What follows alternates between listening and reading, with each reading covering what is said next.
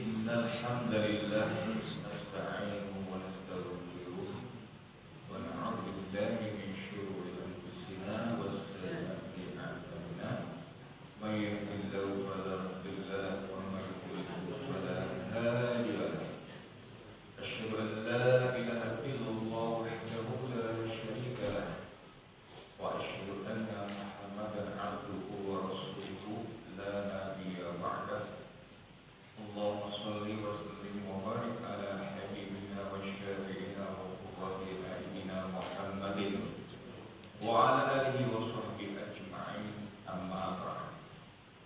Puji serta syukur senantiasa kita panjatkan kehadirat Allah Subhanahu wa Ta'ala, bahwa kita hidup masih diberikan kesempatan untuk beramal soleh. Hidup yang paling rugi adalah dikasih sehat, dikasih kuat, dikasih mampu, dikasih kaya, dikasih pintar, dan lain sebagainya, tapi Allah tidak izinkan. Dulu kisah-kisah para nabi, ada orang namanya Abu Jahal, itu kan bahasanya itu orang kaya, orang pengaruh, orang pintar, apa saja itu. Tapi oleh Allah tidak dikasih kesempatan untuk berbuat baik, amal soleh, kan dikasih, celaka, gitu ya. Jadi kalau kita bisa beramal soleh itu anugerah. Namanya Allah itu billahi taufik wal hidayah. Itu sering kita ucapkan. Ya, hidayah itu petunjuk, kesini lo arahnya, gitu. Petunjuk itu kan. Taufik itu diberi kemampuan kita untuk melakukan satu kebaikan dari Allah semua. Maka seringkali orang yang sadar diri ucapannya la haula wala quwata illa billah. Itu orang yang jujur benar tuh. Gitu ya. Ternyata segala sesuatu yang kita anggap mampu tidak sanggup tuh. Mampu gimana Pak? Contohnya kalau kita jarak antara masjid ke rumah kita ini jauh, gitu kan? Yang paling mampu itu kan kalau punya mobil, betul? Punya motor, tapi jaminan enggak, gitu loh maksudnya gitu kan? Enggak jaminan. Jadi ternyata Allah kasih kemampuan getaran hatimu, itu namanya taufik dan hidayah. Itu luar biasa gitu loh. Jadi apapun yang terjadi enggak masalah. Itulah yang kita seringkali kita syukuri, bahwa kelihatannya memang sepele, Pak. Kadang-kadang ini merasa kita ini ya Allah seperti ini, ya. Itulah kita, karena kita belum tahu ujung akhir kehidupan. Kalau manusia sudah tahu ujungnya, Pak. Contohnya begini saja. Kalau tahu kerja sebulan itu ujungnya gajian, nah pasti rajin tuh, betul ya? Karena ujungnya apa? Ya, kalau nggak ada gajian rajin ya? Nggak rajin, karena kita yang tahu ujungnya ini. Jadi kalau kita kerja kok rajin Pak, betul? Iya, aku nunggu aku sebulan ini supaya akhir bulan nggak gajian. Itu yang kita tahu Pak, makanya rajin. Coba kalau nanti kita ujung hidupnya ini dikasih tahu, nyesel kita, bukan rajin lagi, nyesel. Nyesel bagaimana? Ya kayak sahabatnya Nabi. Namanya Sya'ban itu ketika waktu ditemui Nabi, didatangi Nabi satu rumahnya, istrinya bilang, suamiku sudah meninggal ya Rasulullah. Nah, meninggal, terus apa yang dikatakan? Dia mengatakan 3 hal yang saya bingung menerjemahkannya. Apa itu? Nah, seandainya masih jauh. Gimana jawabannya? Seandainya masih baru, seandainya semuanya. Lalu meninggal. Kira-kira istri di rumah bingung nggak wasiatnya ini Pak? Apaan ngomong ini? Untungnya ada Nabi, lain lagi deh. Nabi, nah, lain lagi. Kalau Nabi kok tahu? Nabi itu yang goib pun dikasih tahu sama Allah. Yang goib dikasih, bukan dia Nabi tahu, dikasih tahu.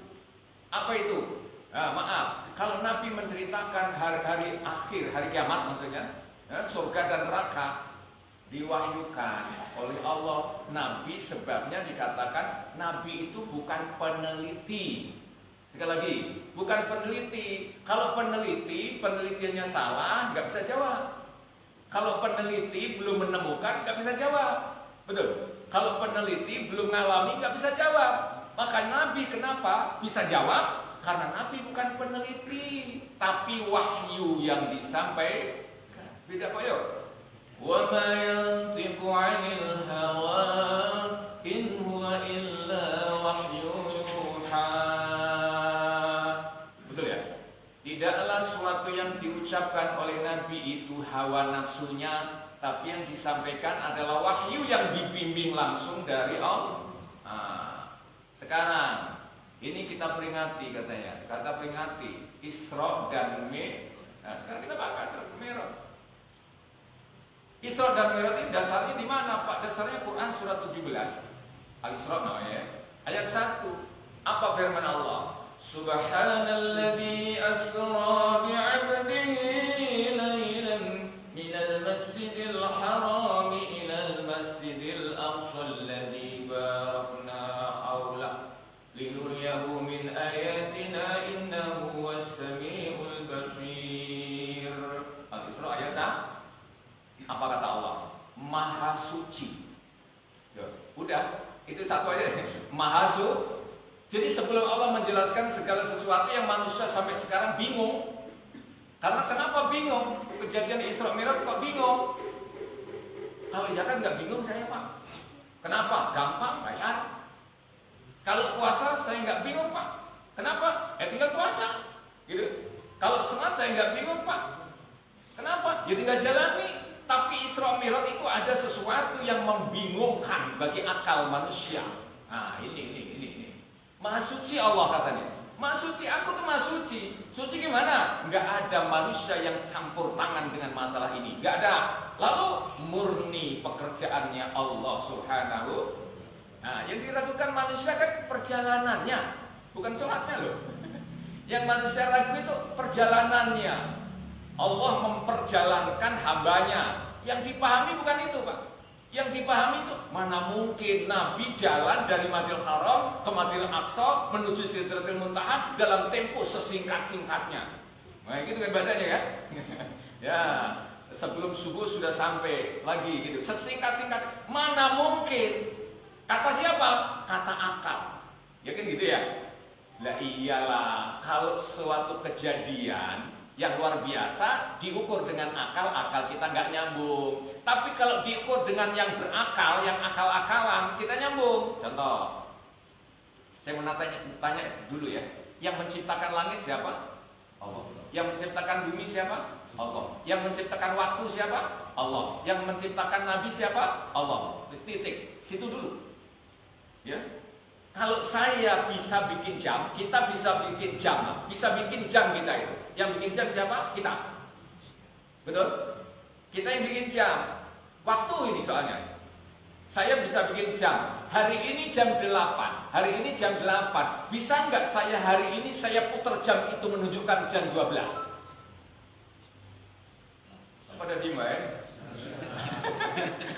Aku yang bikin jam. Itu jam aku yang bikin. Ini oke, jam normal ini jam 8 sekarang atau jam 7 normal, perjalanan dia sendiri normal. Tapi kalau aku yang memperjalankan jam itu, bisa nggak aku memutar jam itu sekarang jadi jam 12? Shit. Berapa menit Pak tadi Pak? Berapa detik tadi? Aku yang bikin soalnya. Kalau jam itu jalan sendiri menurut kehendaknya sendiri, ya sesuai waktu. Logika nggak mungkin lah Pak, jam hari ini kok jam 12 malam, nggak mungkin. Karena jalannya dia sendiri jalan Pak, dia juga menentukan jalan sendiri. Ya nanti tunggu jam 12 nanti kalau dia jalan sendiri. Tapi kalau aku yang memperjalankan, jam itu langsung saya putar, set. Iya, sekarang jam 12. Nyambung. Langit dia yang bikin Allah, bumi yang bikin, waktu dia yang bikin, nabinya dia yang bikin. Asro, akulah yang memperjalankan hambaku itu, bukan Nabi Muhammad yang jalan. Saya kira-kira kalau tanya percaya atau enggak Bapak ya? Kira-kira kalau ada semut TSM 1 jam bisa kembali Surabaya, percaya nggak? Jalan. Tanya dulu. Akal kita nih, akal dulu nih. Bisa nggak kalau Bapak? Bisa nggak temu di sini seperti Binong ini? 1 jam bisa sampai ke Bali jalan. Bisa nggak? Menurut akal nggak mungkin. Betul? Menurut akal nggak mungkin. Tapi ada semut yang dari sini ke Surabaya dalam tempo waktu 1 jam ngobrol Pak. Loh, kamu dari Jakarta? Betul. Kesini berapa jam? 1 1 jam. Lu kok bisa 1 jam? Gak percaya? Aku ceritanya gini, bapak-bapak itu punya dompet. Terus di dompet itu ada kuenya rasanya itu. Aku masuk di dompet. Kata siapa? Semut. Nah, dompet itu dikantongin sama bapak-bapak. Kemudian bapak itu naik pesawat. Dari sini ke Surabaya kurang lebih 1 jam. Loh, kalau begitu mungkin apa enggak? Saya menanya, semut jalan sendiri apa semut diperjalankan?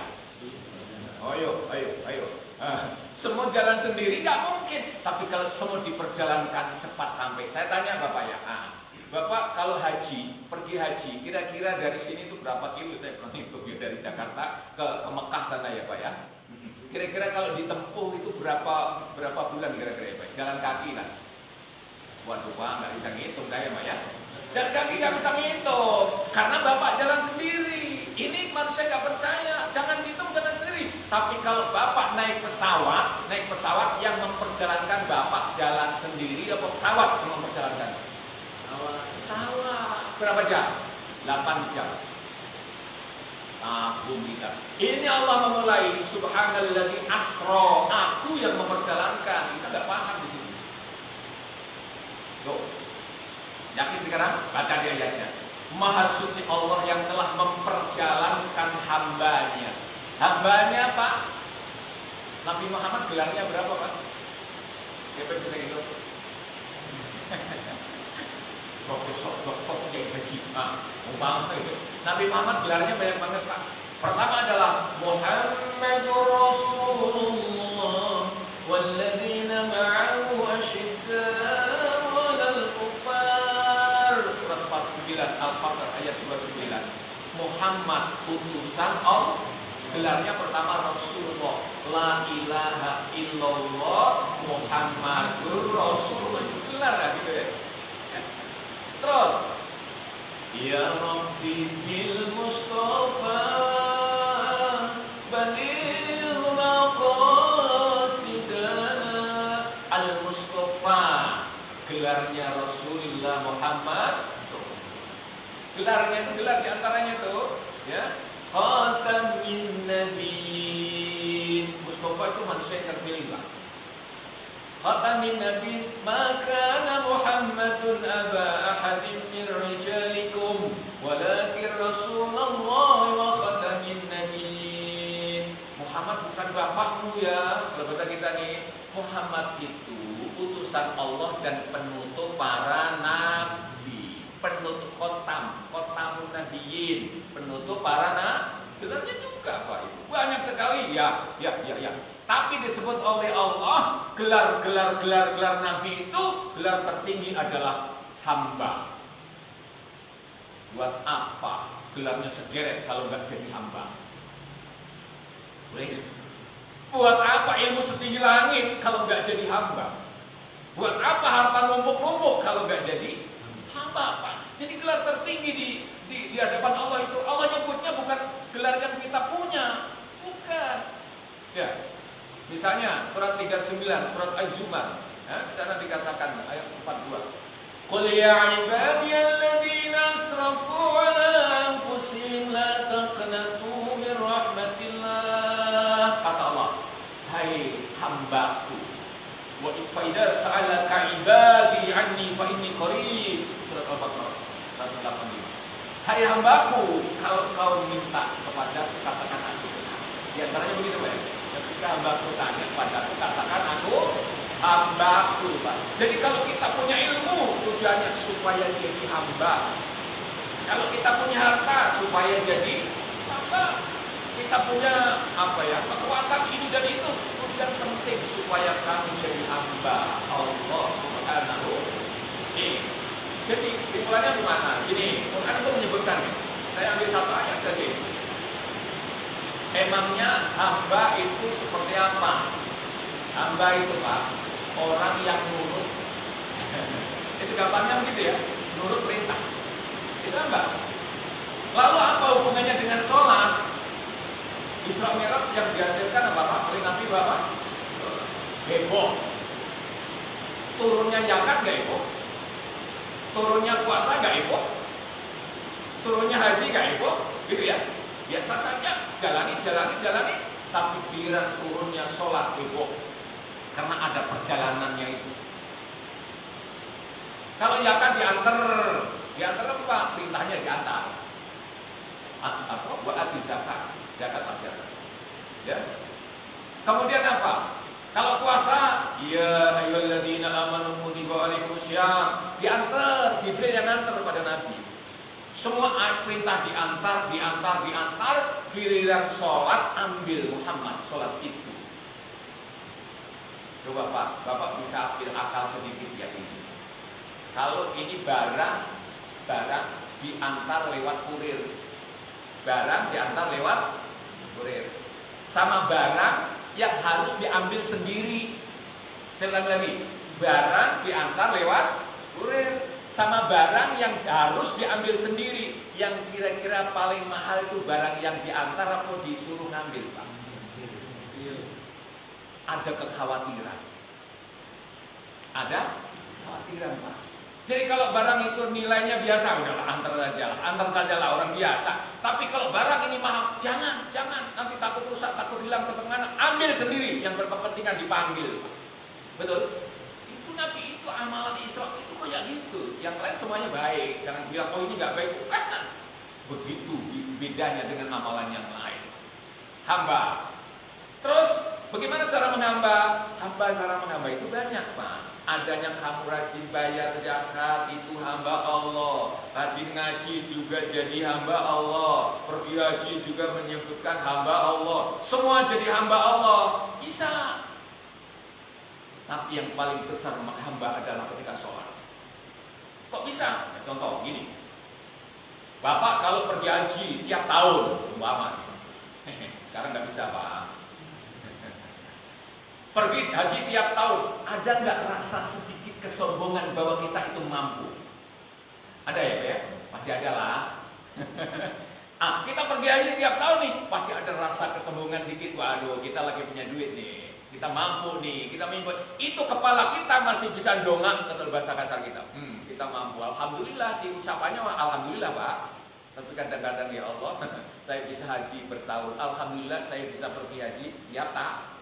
Umpama kepala masih bisa dongak sedikit, angkat kepala, betul. Ketika kita bisa rajin bersedekah, kira-kira kalau manusia rajin bersedekah, ada nggak sifat-sifat yang aku orang kaya, aku punya duit, aku bisa, kira-kira begitu ya? Iyalah, pasti ada, dan itu nggak penting. Ya udah, pokoknya gitu aja rasa, gitu ya. Kalau ada orang yang punya ilmu tinggi, umpama, ilmu tinggi, itu ada rasa begitu, aduh, yang lain kayaknya nggak bisa semua ada gitu. Ada rasa begitu, Pak. Ya, rasa diri namanya tuh. Ketika Bapak Ibu sholat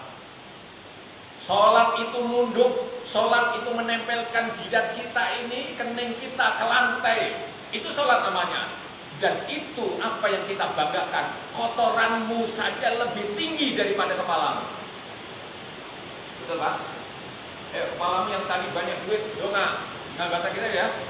Wah, punya ini dongak kepala, gitu kan? Sekarang ketika kau sujud, inna sholati wa nusuki, nangisnya, wa manati lillahi rabbil alamin. Itulah manusia paling hamba di sisi Allah ketika dia sudah menempatkan tempat kepala yang paling mulia dalam dirinya. Dicitak orang marah, gitu Pak ya. Marah, tapi ketika menghadap Allah kau letakkan kepalamu paling bawah sekalipun. Kalau bisa lebih bawah, ditempatkan lebih bawah. Bahkan kepalamu lebih rendah daripada kotoran dirimu. Itulah hamba yang paling benar. Makanya urusannya hanya satu yang disebut hamba, urusan Nabi dengan sholat. Jadi yang itu, tahu aku hamba boleh, karena kita ini orang kaya bisa sedekah, alhamdulillah. Ya, boleh, ini boleh. Tapi ingat, Allah menyebut itu semua memang hamba. Tapi secara khusus Allah menyebut hamba ada urusannya dengan sholat, yaitu Rasulullah Nabi Muhammad. Itu di antaranya, betul Pak ya? Oleh karenanya Bapak Ibu sekalian, kita semuanya baca Quran ini, bacalah. Tapi Allah itu tidak menjelaskan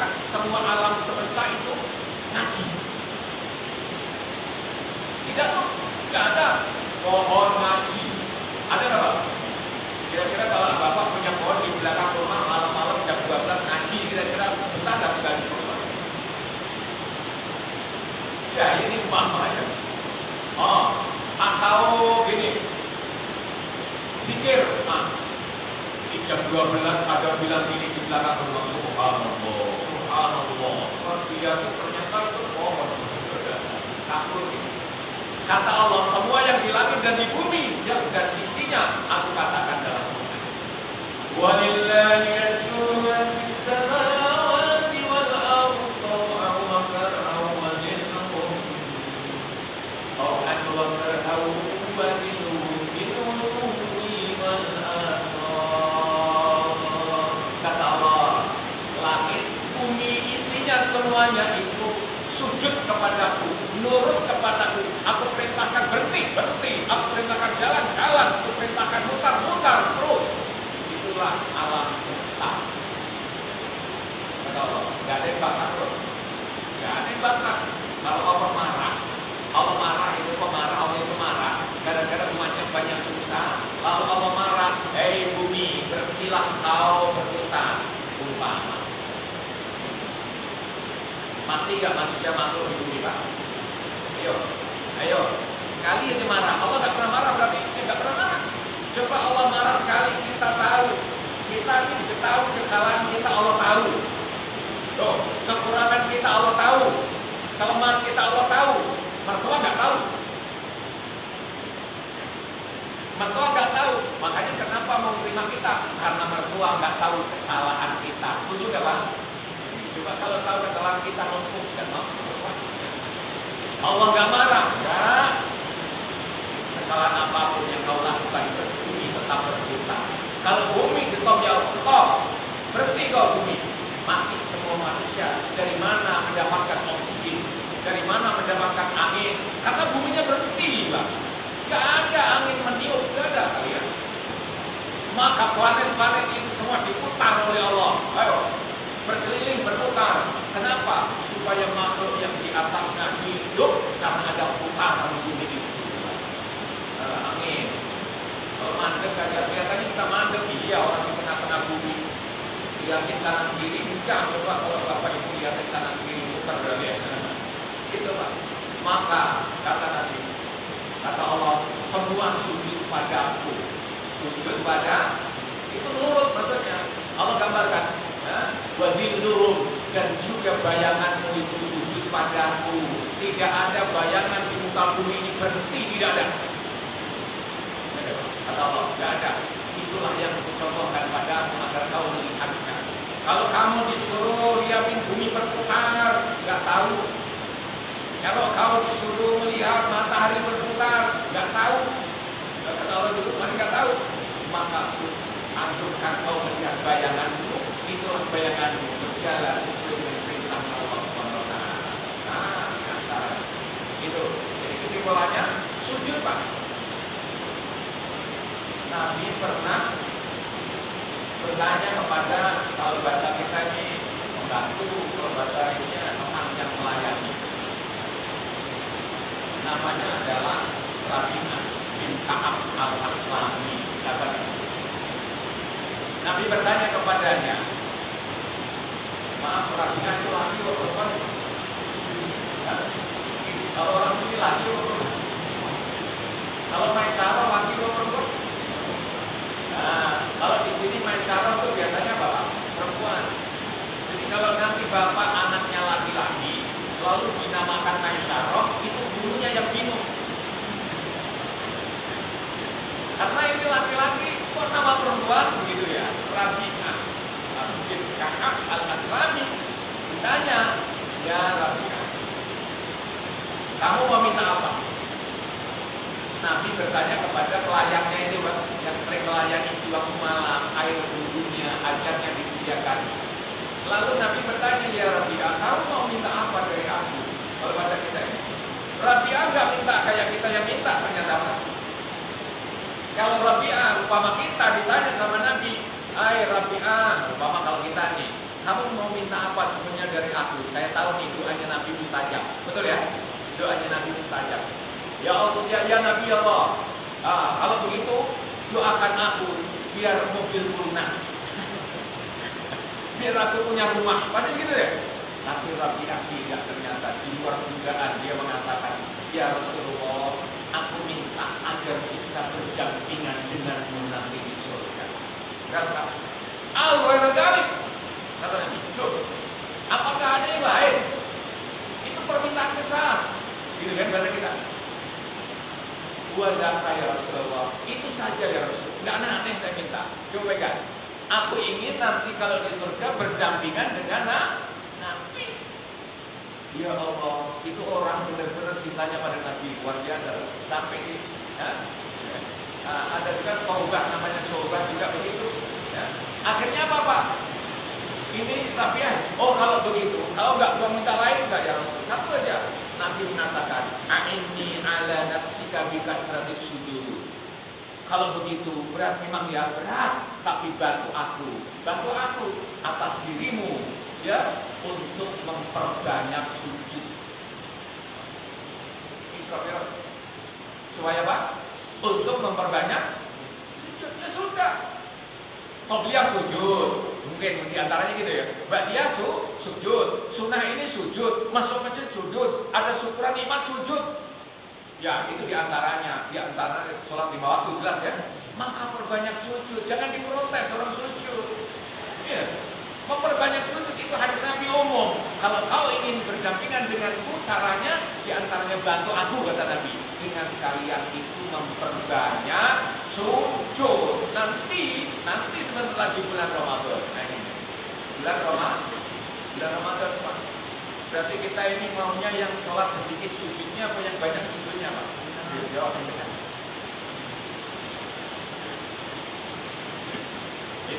Ini Pak, orang yang sujud berbanyak sujud lebih hebat dari semuanya. Betul. Setan itu dikeluarkan dari surga bukan karena maksiat, nggak mau ibadah. Setan dikeluarkan dari surga itu bukan karena zalim, bahasa kita ya. Setan dikeluarkan dari surga itu bukan karena munafik, itu bahasa kita banyak. Ternyata setan dikeluarkan dari surga karena nggak mau sujud. Walaupun itu perintah dari Allah ya, itu perintah dari Allah, sujudnya kepada Adam maksudnya. Tapi itu kan perintah Allah, sujud kamu, kemuliaanmu ada di sujud. Benar Pak? Cuman sekali nggak mau sujud diusir dari kita. Tiap hari lupa sujud, kepengen masuk. Malaikat yang bingung nggak kira-kira? Nah setan ini sekali loh Pak, jangan dianggap setan itu tukang dosa loh Pak. Jangan. Ya gitu ya. Ternyata setan diusir dari surga masuk ke dunia ini cuma sekali diperintah nggak mau sujud.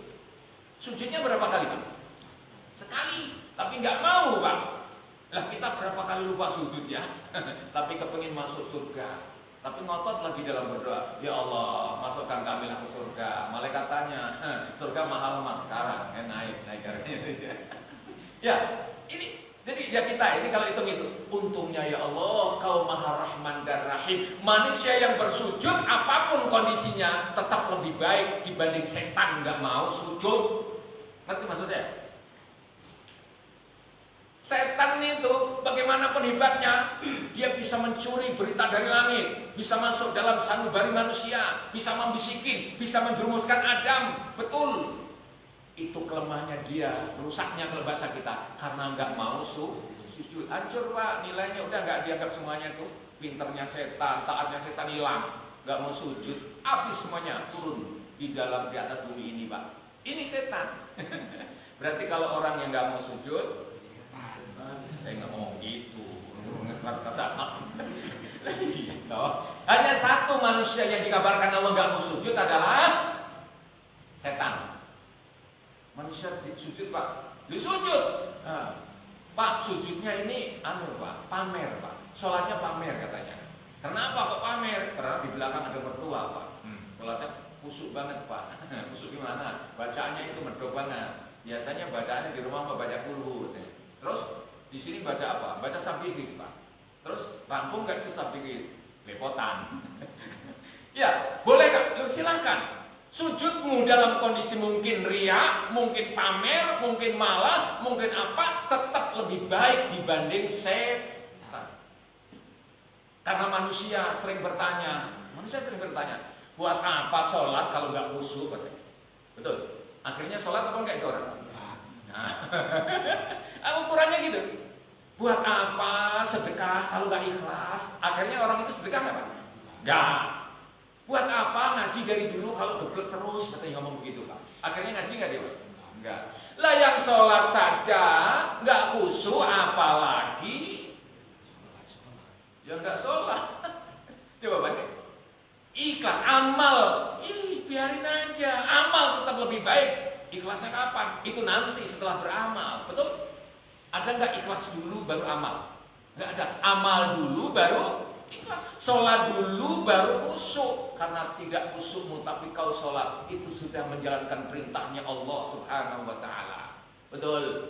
Khusyuk itu nanti nilainya lah. Qad aflahal mu'minun alladzina hum fi salatihim khashi'un. Itu setelah kita sholat.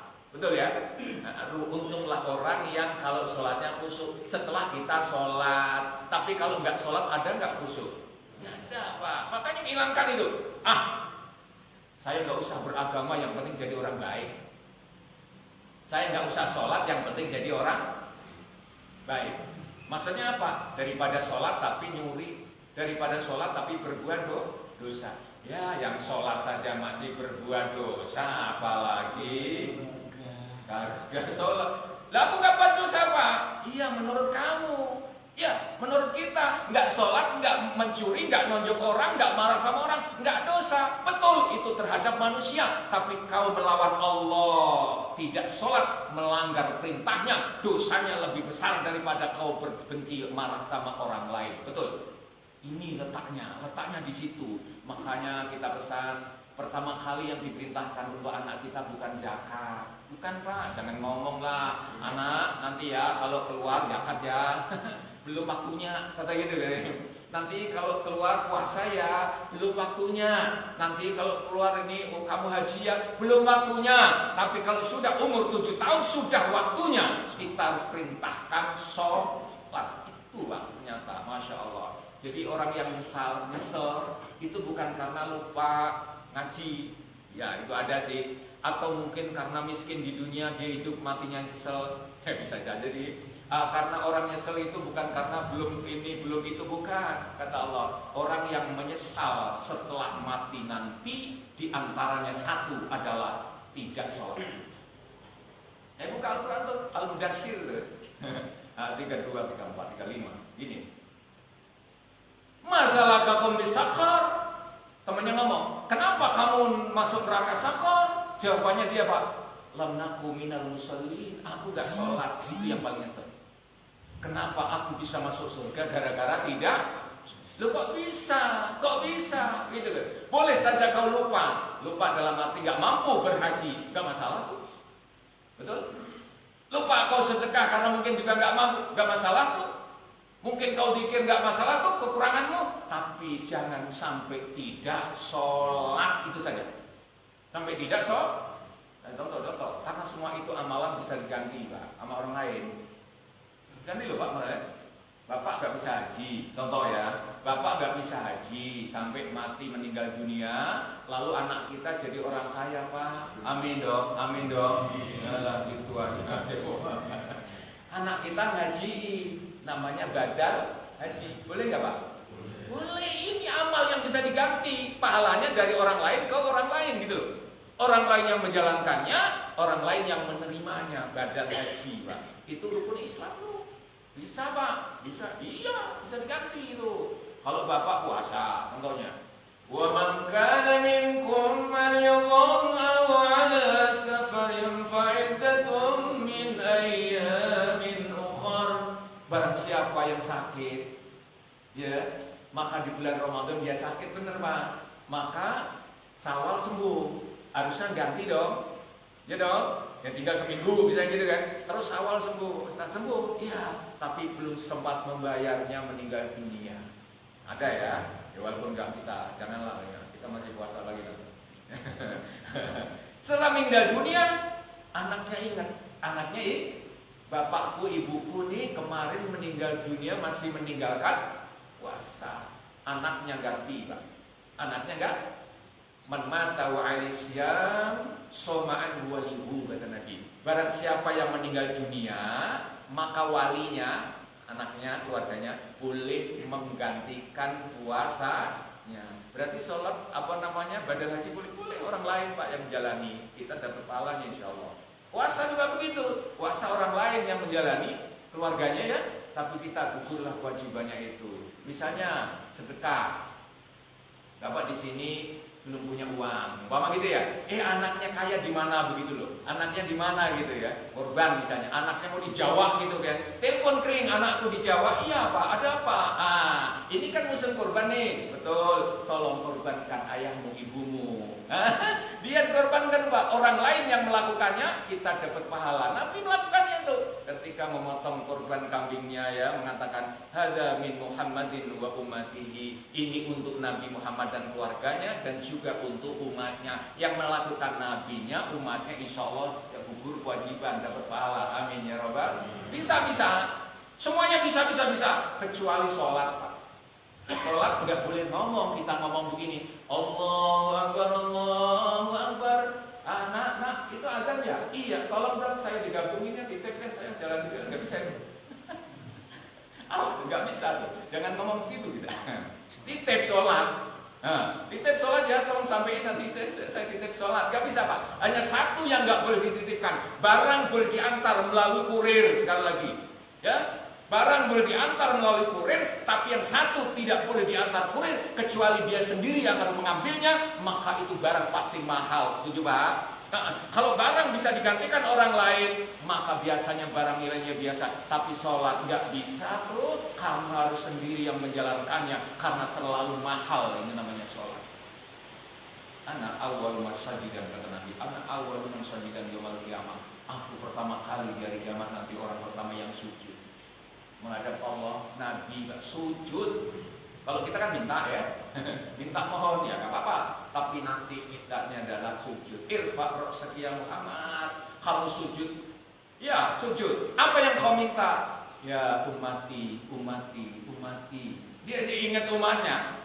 Oh, irfa' ra'saka, sya'utika. Inna a'tainakal kautsar fasholli li rabbika wanhar. Inna syani'aka huwal abtar. Inna a'tainakal kautsar, sungguh kuberikan padamu telaga Kautsar Muhammad. Ya, sujud, Pak. Nilai sujud di situ. Yang terakhir saya jelaskan.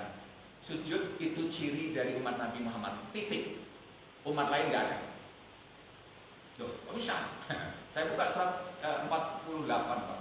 48 itu surat Al-Fatih ya, ayat yang ke-29.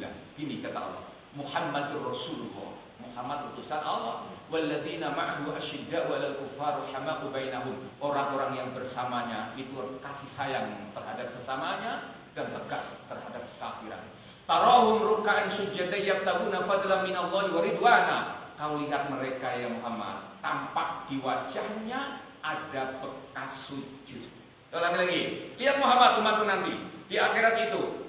Kau nggak perlu repot-repot cari umatmu yang mana. Kalau bahasa kita nggak perlu. Lihatlah umatmu Muhammad, tampak wajahnya bersinar karena bekas sujud.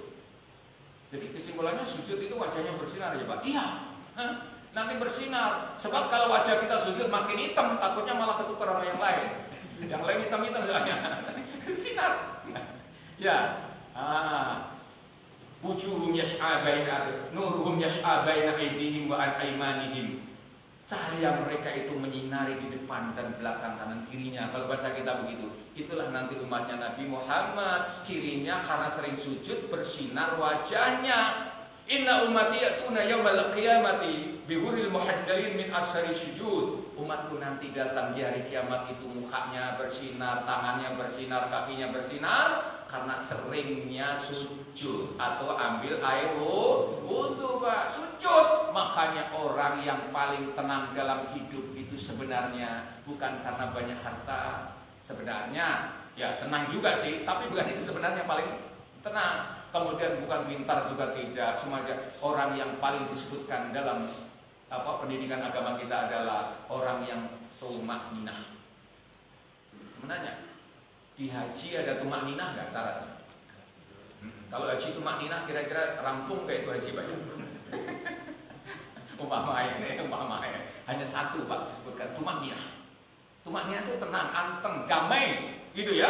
Hanya satu dalam ibadah kita banyak, tapi hanya satu namanya sholat harus tumakninah. Tumakninah itu apa Pak? Tumakninah itu benar-benar anteng, tetap gitu loh, diam, konsentrasi kalau bahasa kita Pak. Harus ada dalam sholat loh Pak. Artinya itu adalah simbol sholatmu itu mendatangkan tumakninah. Alladzina amanu walladzina amanu. Ya, orang-orang yang beriman, kata orang yang beriman itu adalah wa tatma'innu qulubuhum bi dzikrillah. Di hatinya itu tenang kalau zikir sama Allah.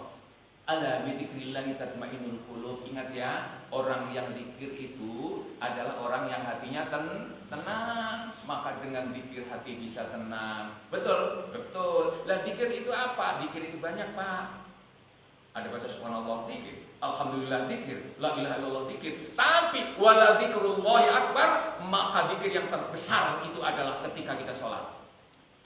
Artinya dengan kata lain, jangan banyak zikir tapi kalau nggak sholat.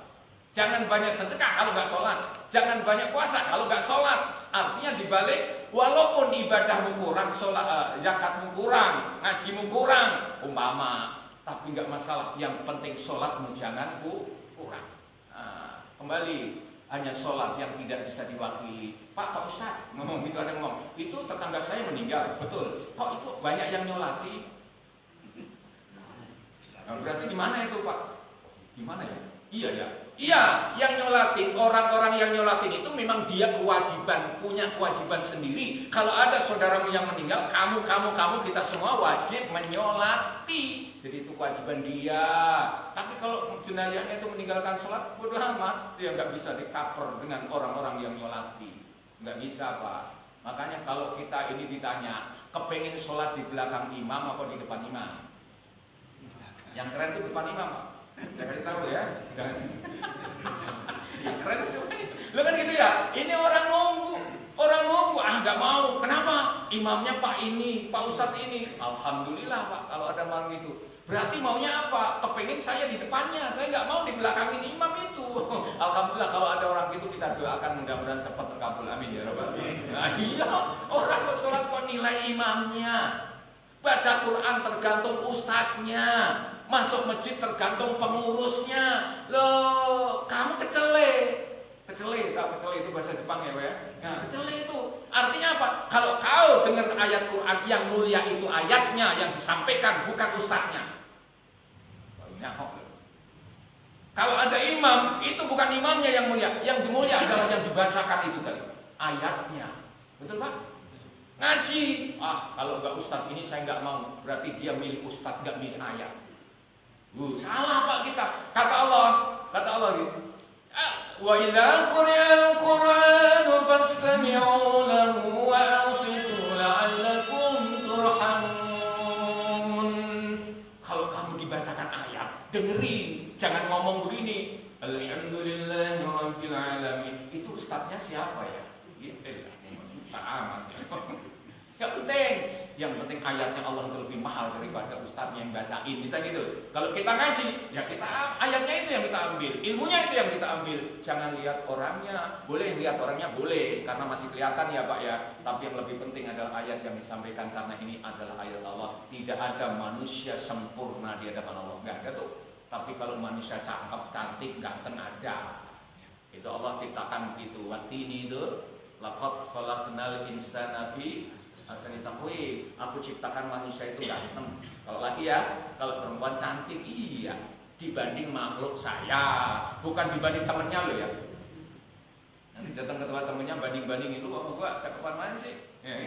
Bukan, dibanding makhluk yang lain. Gak percaya Pak Ustadz? Silahkan besok itu kan hari Minggu, silahkan datang ke Ragunan. Ya kan gitu ya. Oh iya ternyata percaya. Inilah manusia. Tapi kesempurnaan itu nggak ada, maka dibutuhkan belajar. Karena kamu belum sempurna, dibutuhkan sholat. Iya, karena kamu belum sempurna, diciptakan nggak sempurna, bukan kurang. Innal insana khuliqa halu'a. Wa idza masaul syarru jayu'a wa idza masaul khairu manu'a, kata Allah. Kalau manusia itu diciptakan ngeluh, itu kekurangannya tuh Pak. Banyak duit, nggak punya duit, musim hujan, musim panas, ya, ngeluh terus, ya gitu kan. Ketika musim hujan, kapan terangnya ya? Ketika terang terus, kapan hujannya ya? Begitu kan, terus menerus sampai kapanpun begitu. Itulah sifat manusia. Allah tahu kamu begitu. Aku maafkan kalau kau punya kesalahan dan minta maaf. Gitu. Tapi itulah untungnya kita diciptakan manusia yang berkurang atau tidak sempurna. Kalau manusia itu semua sempurna Pak Bu, nggak ada yang ngaji. Amin ya Rabbal. Kenapa nggak ngaji? Lebih pintar saya daripada ustadznya. Ya, nggak ngaji dari kita. Demikian, mohon maaf atas sekurangnya. Itulah sekelumit tentang satu ayat tadi. Kenapa Allah sebut hambanya? Karena dia rajin sholat. Tentang sholat ya. Kalau manusia tidak percaya kepada perjalanan Isra Mi'raj, lihatlah jam itu. Kita ternyata bisa memperjalankan jam itu segendak kita karena kita yang menciptakan. Amin rabbil alamin. Allahumma qul lana dzunubana wa israfana fi amrina wa sabbit aqdamana wa ansur qawmil kafirin yasir lana ya Allah bihaqqi wa jalalika nas'aluka al-ijabah wa sallallahu ala nabiyyina Muhammadin wa ala alihi wa sahbihi wasallam wa akhiru da'wana alhamdulillahi rabbil alamin. Mohon maaf atas segala kurangnya.